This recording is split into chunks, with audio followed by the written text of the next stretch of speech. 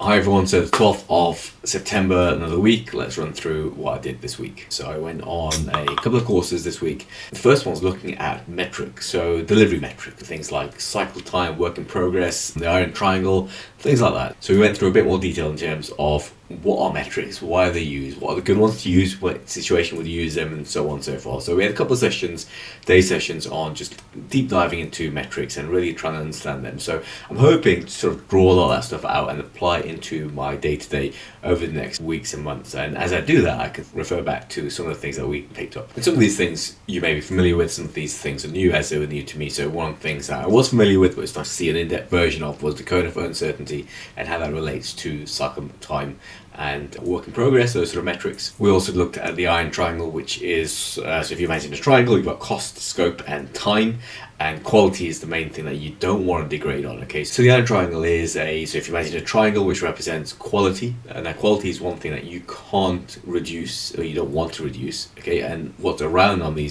points of the triangle are the time it takes, the scope of it, and the cost of it. Now, you can fix two of those items, but you can't fix all three once you start. If you do fix all three, then what suffers is the quality, which you don't want to do. So time, scope, and cost. Fix two, you can fix the time, you can fix the scope. You'd have to maybe increase the cost.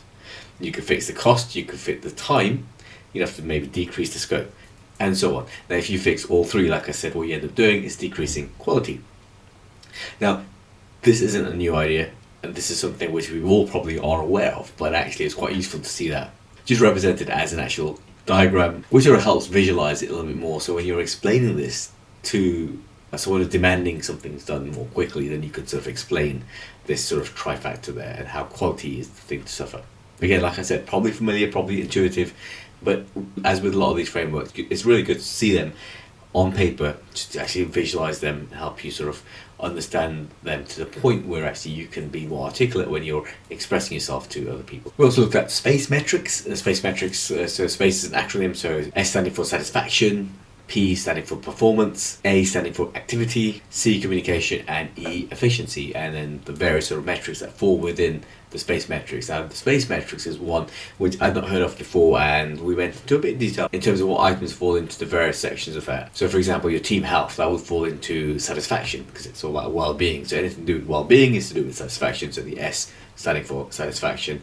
Team health and things like that would fall into the S, and so on for the rest of those letters. Again, it's one of those that is a nice framework to then build on and try to work your team within and be able to articulate the metrics of your team using the space framework.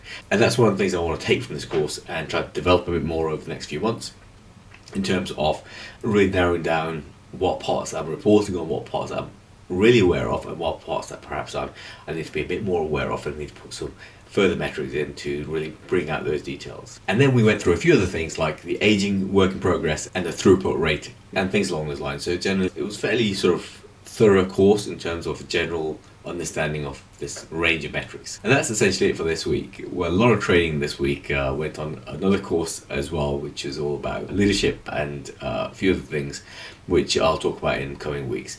But the rest of the week was just your sort of regular sessions, just maintaining the progress in the team. Quite a few absences this week because of the summer break, people taking sort of the holidays and so on. So it was a relatively slow week in terms of the team. So it was a nice time for me to get on with this course and really sort of push and try to understand more about metrics so I could be more articulate about metrics when I come to reporting them. Thanks for listening. I'll see you next week.